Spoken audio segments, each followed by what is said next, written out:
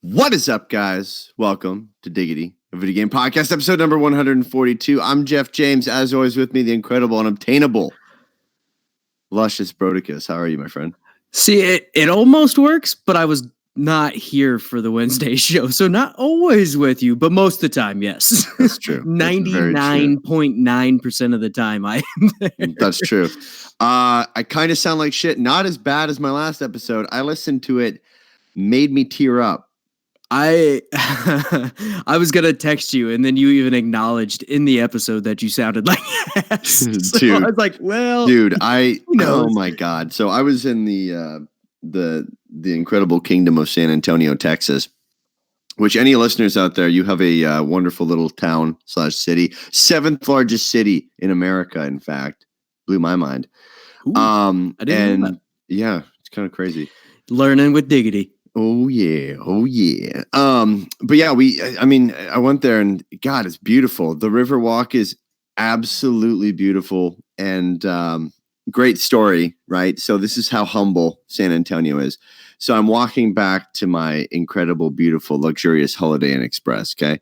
And as I'm walking back with a colleague, and this woman across the street points at me, and people need to know that for some reason homeless people hate me. Like they gravitate towards hating me. There's tons of stories I could go on about just random acts of where homeless people tried to either be violent towards me or said shit to me. But basically this woman across the street just goes, "Hey, you. And I look at her. It's like 9:00. I just finished up having dinner on the Riverwalk, all that kind of stuff. She starts pointing at me. She's like, "I know who you ride with. I'm like, oh shit, now we're getting to gang stuff." And then she goes, "Yeah, you pink hooded bitch." And I was just like, oh God. Did you even have a pink hood on, or is that just some made up bullshit? No, I had my suit on. I didn't have a pink hood on. I was very confused, but other than that, the city was wonderful. It was great. It was a good time. Flying sucks as always. Now you need to change your name on Xbox to pink hooded bitch. Figure it out. Make it happen. Pay the $5. Screw Maple Jeff. Pay the $5. Yeah, no, it was a great place. I'd highly recommend people going to San Antonio and checking it out. And if we have listeners there, you have a really pretty city. So moving on. Follow us on Instagram and Twitter at Diggity Podcast. Subscribe to us on YouTube. Search for Diggity. And tell people, if you haven't already, that we're on Apple Podcasts, Spotify, Google Podcasts, or whatever and wherever you listen to awesome podcasts. We are there. Spread the word. Bird is a word replaced by Diggity in this case, an instance. And then, also join our Patreon, patreon.com/Diggity Podcast. I'm tired. Brody's tired. Can you tell? I'm mumbling. Good God, please tell me, what have you been playing? Tokyo Mirage Sessions, Arc Knights, which is a mobile game, actually. I'm still not entirely sure how I feel about it, but it's like a tower defense gotcha anime style game. It's okay, but I can see where it might get a little aggressive with the microtransactions later on. A little bit of Modern Warfare, a little bit of Rocket League, the two staples of my gaming life. A little bit of Final Fantasy 14 and a touch of Disco Elysium. Sprinkle. I played a little bit of everything. So, cool. And on top of that, I haven't said what I played since last Friday. So, lots of time. Good stuff. How about you? Nothing. Attaboy. I was unable to play anything on this trip. Was pissed. That sucks. Yeah. I mean, I was just swamped. I mean, it was good in how busy we were, but I was just swamped. And then on top of that too, I forgot my Switch at home. I had my iPad. I probably could have done the Apple Arcade, but between being annoyed that my flight continuously got delayed at the San Antonio International Airport, that that's what happened. Saw a man pick up dog shit in the middle of the airport. That was weird. Oh, that's exciting. Yeah, that was weird. It was gross too because he kept dropping it. So he'd pick it up with this little Lysol wipe, and then he moved the sign out of the way that was blocking it. Well, he went to go get the last wipe, and some lady went through there with her wheelie bag, just right through the shit. And she just tried to for clean half a mile through the terminal. No. The quality content you come to Diggity for. the miracle of air travel. Incredible. That's cool. Wonderful. What's our Diggity deals, dude? Nintendo Switch, you can get Overcooked Special Edition for $6.79 on the US eShop, which is one of my favorite party games of all time. It's so much fun. Xbox One, you can get Batman Arkham Collection for $23.99 on the Xbox Store. Again, fantastic games if you haven't played them already. They've been out for a while, but if you have not, pick this up. It's fantastic. On PlayStation 4, you can get Wargroove Deluxe Edition, a pre-owned copy from GameStop for $14.99.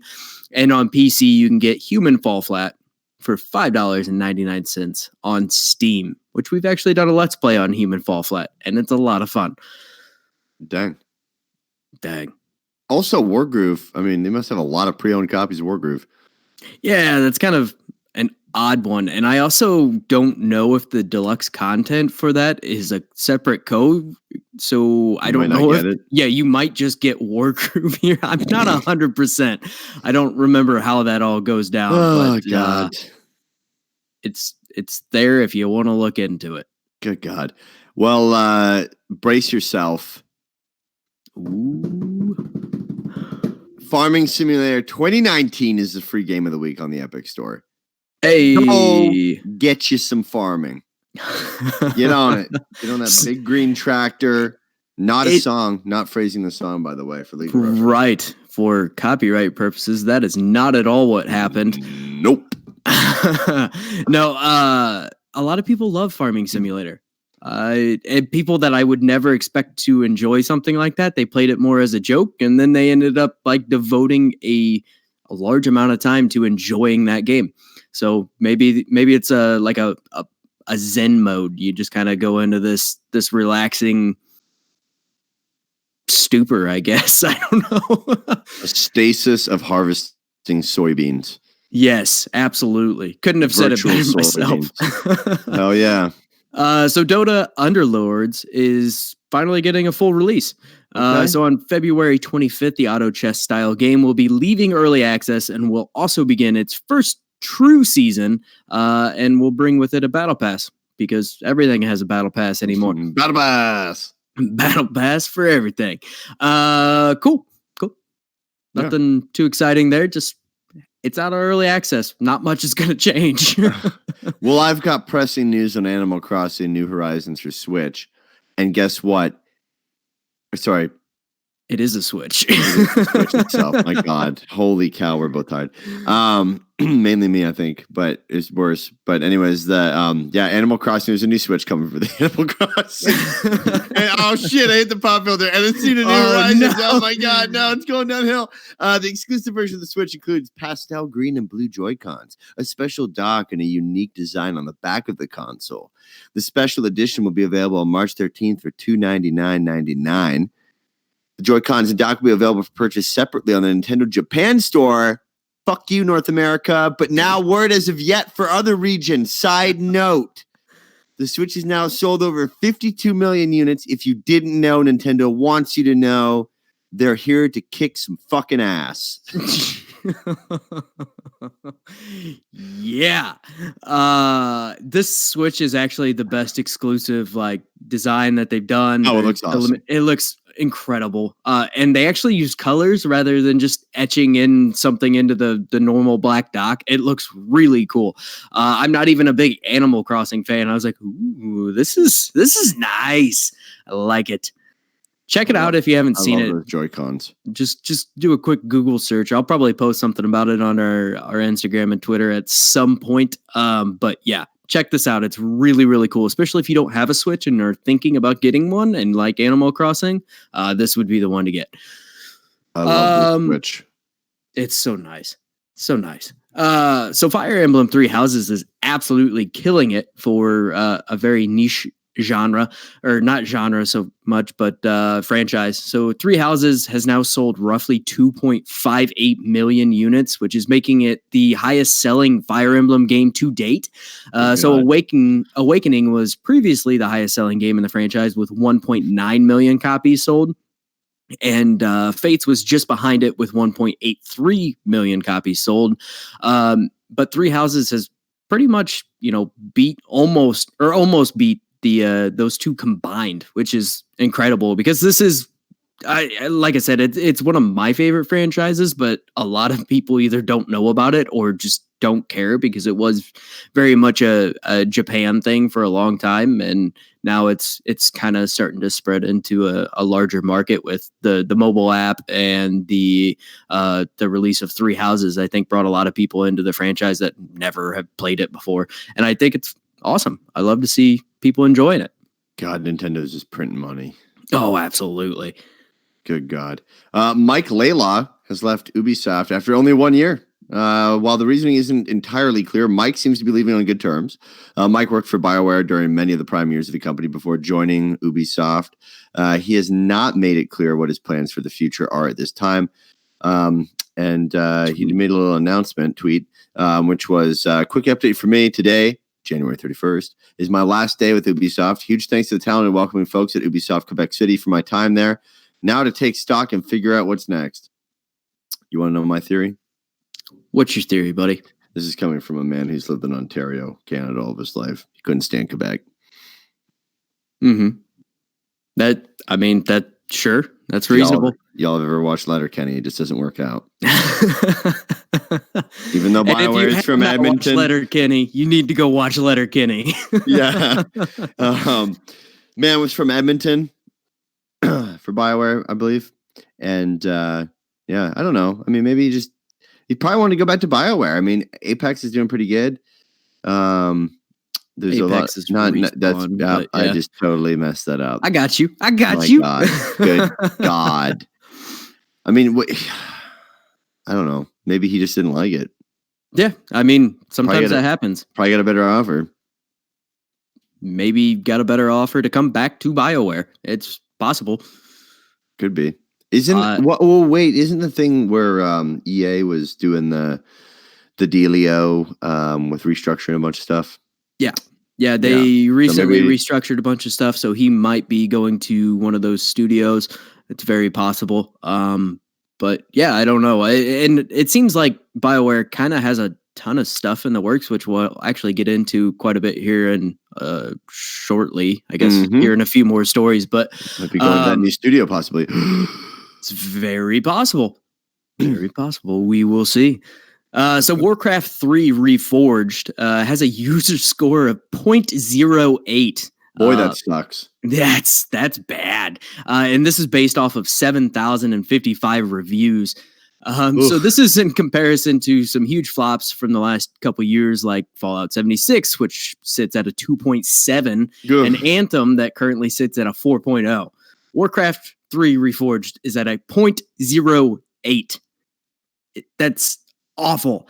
It is worth noting that the critic score for the game currently sits at a 63, but there have only been 6 critics that have submitted scores into that. I don't necessarily buy into Metacritic too much, but when you have 7,000 something people, it's like Rotten Tomatoes. Yeah. And a lot of this could be review bomb type of stuff. I mean, it is, but the big issue is it is a remake of a beloved game that released this week and it let a lot of fans of the series down. Mm-hmm. And fans are citing issues like terrible performance, glitches, bad graphics, and in some cases, it's just not working at all. Like not being able to play the game is kind of a major issue when you go to play a game. That's not great. So this is a mess. It kind of sounds like they were releasing it because there was a deadline and they were not at all ready to release this thing. So not good. Not a good look for Blizzard right now, which it kind of hasn't been a good look for Blizzard for probably almost a year and a half. Yeah, for a while since now. The inception of this podcast, I believe. It seems like a lot of the companies that we used to hold in a high regard have kind of really shit the bed lately. I mean, you got BioWare, you got Bethesda, you got Blizzard. There's a lot of missteps here, and it's not good to see. So well, hopefully they can turn around. Yeah, we'll see. We'll see. This was not that chance, but nope. Maybe next time. Nope. Yeah. Moving on with some more BioWare stuff. So BioWare directors apparently have formed a new studio. Veterans from BioWare have now formed a new studio called Archetype. Archetype is a new studio under the umbrella of Wizards of the Coast, the company behind the games based on Dungeons and Dragons and Magic the Gathering and some D&D, my broskies. The studio will be led by James Olin and Chad Robertson. Olin will act as the head of studio, while Robertson will take on the role of VP and studio general manager. Currently, the studio is working on a science fiction RPG that will launch across multiple platforms. Good for these peeps going out making a new company from some vets from BioWare. I'm stoked to see what they come up with. I'm stoked to see what they make. And I hope to see some stuff soon. I hope it's a return to form in a way for what we know BioWare from, the Mass Effect series and such. So yeah, that'd be cool. I'm excited to see what these guys can do, and they are now under an umbrella of a huge company. Really, I mean, this is fantastic. So VR is on the rise. So say it ain't so. I almost gave this one to you purposely just because I know how you kind of feel about keep VR. Keep going. I've got a rebuttal to it, but keep going. I assumed you did. I expect nothing less. But Steam's data for VR headsets connected for the month of December hit a record for the platform. Steam recorded 1.3 million headsets for the month.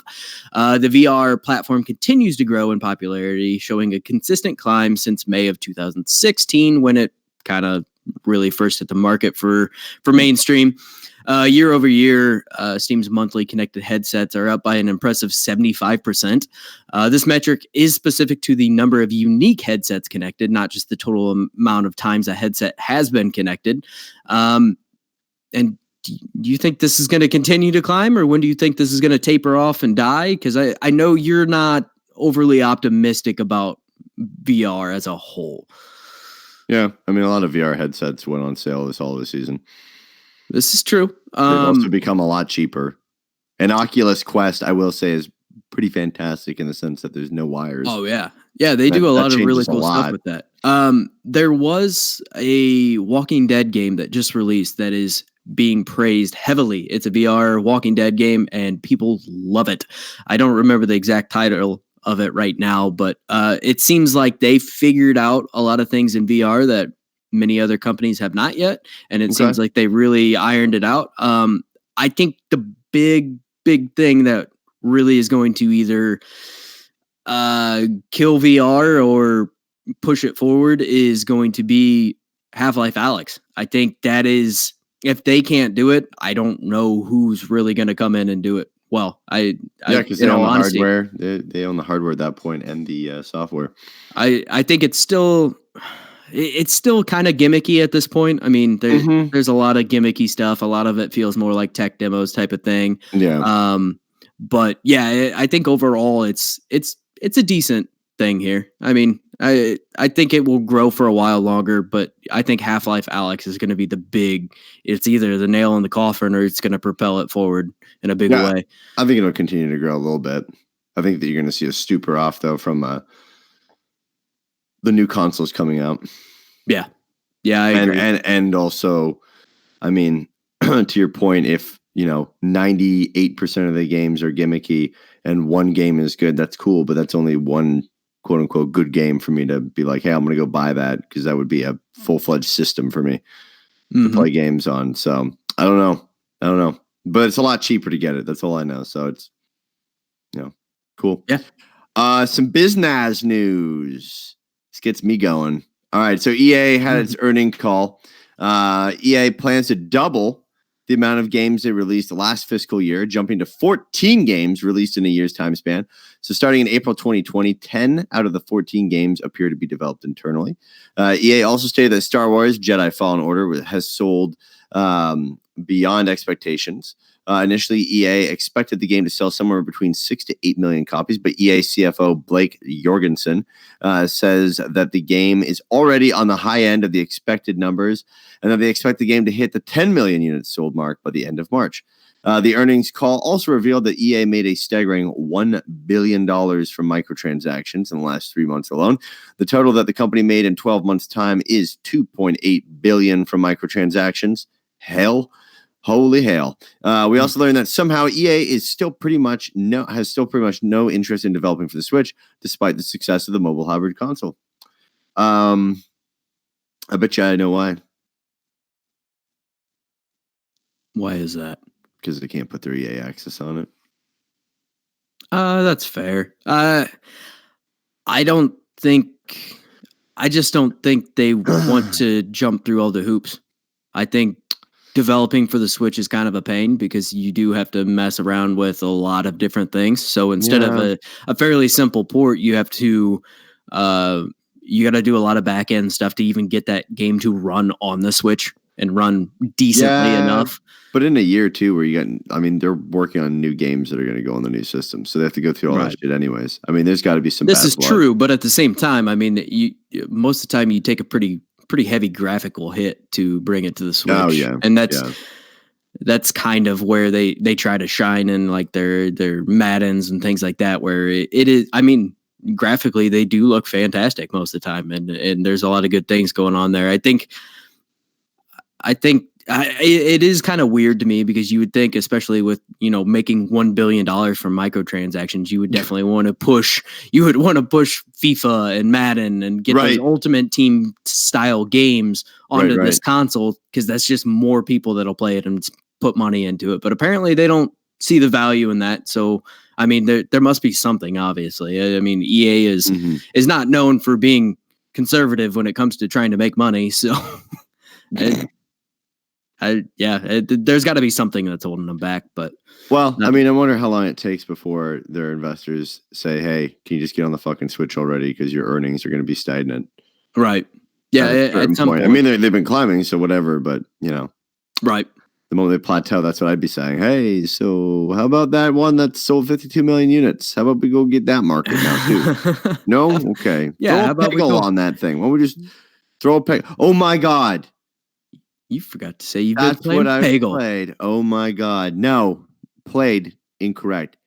Beat. Peggle 2. Big difference. Mastered, as one would say. Yeah. Smoked it. Destroyed Peggle 2. Speaking of things we forgot, I completely forgot to put the PlayStation games for February in here. Oh, shit. I'm going to go ahead and read those off real quick. Go ahead. So BioShock the Collection is one of your free games for PlayStation Plus for the month of February. The Sims 4 and the VR game Firewall 0 Hour. So sorry about that. Normally that would be at the top end of our show, but I kind of spaced it and realized it as soon as I started talking about VR. No love for the PlayStation fanboys. My bad.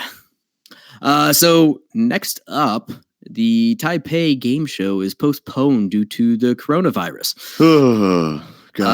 It is currently unclear if the event will be rescheduled at this time. Hopefully it will, but obviously that's really terrible. It is that was a very big show and growing. Oh yeah, absolutely. So hopefully, I imagine a lot of this kind of plays on whether, how the rest of the coronavirus thing shakes down and if they can get that under control and all that. I'm more of a Coors Light guy. Yeah. A Coors Light virus doesn't really roll off the tongue quite as well. But the official announcement of the cancellation from a spokesperson for the show says, "We are deeply sorry to announce the different decision from our committee. 2020 Taipei Game Show was originally scheduled to take place on February 6th through February 9th.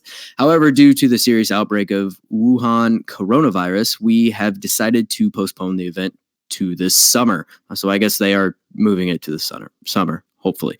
Taipei Game Show is one of the iconic annual networking events. With that in mind, WHO has declared global emergency as Wuhan coronavirus spreads. Considering mass gatherings like the Taipei Game Show increase the chance of cluster infections, the organizing committee has decided to steer clear from such unthinkable risks. We sincerely ask for exhibitors' understanding as such a major decision. The detail of the execution on the postponement will be carefully discussed and will be announced in the upcoming days. The location remains unchanged at Taipei Nangang Exhibition Center, Hall 1. The specific time and date will be announced in the upcoming days by the organizing committee. As for the team who are still deciding the withdrawal from the events, we will announce the refund or sorry, this must have been translated awkwardly. We will announce the refund or regulations to all participants. Crazy shit, dude. Yeah, Crazy absolutely. shit going down. It's some wild shit. There's a virus There's a map for this virus from Johns Hopkins University. Mm-hmm. And it's like there's like 9,925 total confirmed. People are starting to recover now. So that's good. That's a good thing. Right. But you look at the map and it's like not looking good. Did you see that? You remember Plague Inc? Like it started out as like a mobile game and all that. Yeah. That actually saw a uptick in downloads and purchases due to the coronavirus, which is morbid as hell, but I guess good for them. Yeah. Hey, profiting off of sickness is something, I guess. Free market, dude. Yeah. Free market. Yeah, it's crazy how it started too. It started in like some market where someone was selling snakes and did you not know that? Yeah, I heard about that. Yeah, it derives from snakes. Like some guy scratched his balls or something like that and touched a snake, and then someone sold it and ate it, and now everyone's got this virus. What an origin story. That's the next plot in the South Park episode for sure. Absolutely. I'm to be a writer. They have to be working on it right now, I'm sure. Oh my God, can you imagine the South Park episode for the coronavirus? Oh, they will absolutely do it. Oh, they have to. Oh, yeah. Yeah, and what's crazy too, I mean, stepping away from video games for a second, is that I've seen a bunch of photos of like them on lockdown in like China, in like specifically like Hong Kong, and it's wild. There's like nobody on the streets, there's nobody in the malls, nobody doing anything. Everyone's inside because they want the thing to just die off, essentially. Right. So yeah, that's wild because normally that place is busier than hell. I mean, Japan is a very populated area, so. Yeah, that to have everybody kind of on lockdown, and I mean it's a big deal for sure. God, hopefully this goes away. They said they have a vaccination for it already. They need 3 months, so they need 1 for some additional research, 2 for testing, and the 3rd for deploying it. Right, 3 months is a long time, man. I know this could go real bad in 3 months' time. I also feel like I could be wrong. I'm not a scientist nor doctor, but the climate has been particularly warm, and I'm assuming that like the germs and shit like that could just stick around a lot more right now. I mean, we haven't had like a crazy frost or crazy cold or polar vortex or anything. We haven't had winter. Right. Yeah, it's been weird. 50 degrees this weekend. It's felt more like a gloomy spring with a very slight mixture of rain or not. It's like rain, snow. Like it doesn't want to stick to anything, but it's snow coming down and then it becomes rain as soon as it hits your windshield type of thing. It's like that just instantly melts. Time in February where you're trying to knock it out in spring. We've been living that for 2 months. Yeah. Yeah, at least here in Indiana, it's just overall shitty, gloomy weather for the last 2 months. Send help. Send help. Send help to the Midwest, please. Moving on, potential PlayStation Remote Play feature is coming in the future. So Reddit user, you read it here first. Good God. Clever. Beat me to the pun, dude. Made note of some interesting topics brought up in a recent survey taken for Sony, asking about interest in various different features that they may be working on. Using remote play with a PS4 not connected to the internet. So these are the options. Playing remote play on a Switch, Apple TV, Android TV. Hiding unused controls for the game to allow for more screen real estate, which I think that's a fantastic idea. Absolutely. A slim/portable DualShock controller for portable gaming. Exclusive maps/accessories for remote play. Customizable button layout. Connecting other controllers, Xbox and or a mouse and keyboard.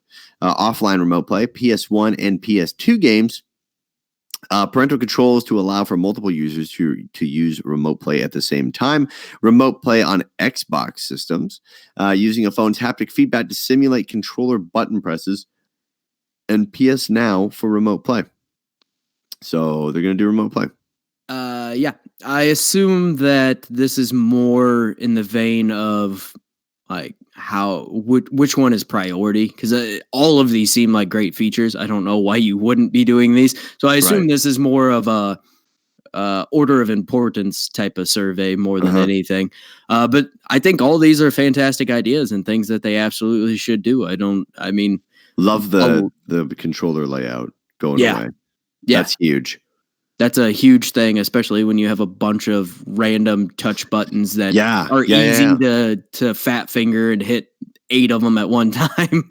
So, yeah, I think this is cool, and I've tried using the remote play, and I've kind of messed around with it a little bit, but I haven't gotten it to work when I'm not home yet for whatever reason. And you are supposed to be able to use it when you aren't home to an extent, as long as you're connected to the internet. Haven't really had any luck with that, but I have turned it on to where, you can see like the PlayStation home screen and things like that. And like I think I had Persona on, and I was just kind of messing around. I didn't really play it because I was already home, so I might as well just go ahead and play on the PlayStation. But yeah, it's cool. I mean, seeing this little glimpse into the future of gaming and what we're seeing from Xbox and what we're seeing from PlayStation. And I wish I could say that about Stadia, but not so much. But we're getting there. We're starting to see that future of the streaming type gameplay and being able to do, a lot of cool things. I mean, even P3, Phil Spencer, tweeted out a picture, I believe it was today or yesterday, and it he was using the new Razer controllers that kind of go over your phone, and it makes it kind of look like a Switch in a way. And he was sitting there playing Xbox. I mean, it's cool. It's really awesome to see, and the accessibility of it. I know. Humble brag, Phil Spencer. Yeah, I got my Series X at home. It's now my main Xbox, and I got this like $300 Razer controller. Yeah, I don't think it's that expensive, but it's Razer, so it's got to be more expensive than it should be. Just sitting here playing on what you can't and playing what you can't. P3. Yeah. Damn, son. Damn. Cool. Guys, that'll do it for this episode. Sign up for our Patreon, patreon.com/Diggity Podcast. Follow us on Twitter and Instagram @Diggity Podcast. Subscribe to us on YouTube. Search for Diggity or Diggity Gaming and you'll find us. You can find me on Xbox One. My gamer tag is Maple Jeff. And mine is Luscious Brody on Xbox. And on PlayStation, you can find me at Wolverine's Cousin. I don't know if you knew this from the last episode, but I had to say Wolverine's Cousin because it just wasn't right. No, I was waiting for you to bust up laughing. Love it. Love it every time. Guys, leave us a review. It helps us out a ton, whether it's a comment on one of our video. I just totally had a brain fart. Our videos on YouTube. Dude, I'm so tired. It's ridiculous. Whether it's a comment on one of our videos on our YouTube channel or an awesome comment on our iTunes page or a rating on Spotify or Google Podcasts, it does two things. One, helps us get noticed on those platforms, which it's been working and we're growing. And thank you so much. We super appreciate it. We were not expecting this this amount of growth in the last, honestly, 2-3 months has been pretty incredible. So thank you to those who have left reviews and shared stuff and talked about stuff and been like, hey, look at these fucking idiots on this thing. Talk about Phil Spencer P3. Thank you. Picking up poop in an airport. And getting called a pink hooded bitch. Helps out a ton. Also making butthole jokes like 2 episodes ago. Where I said this man's name in prison is not going to be Julio.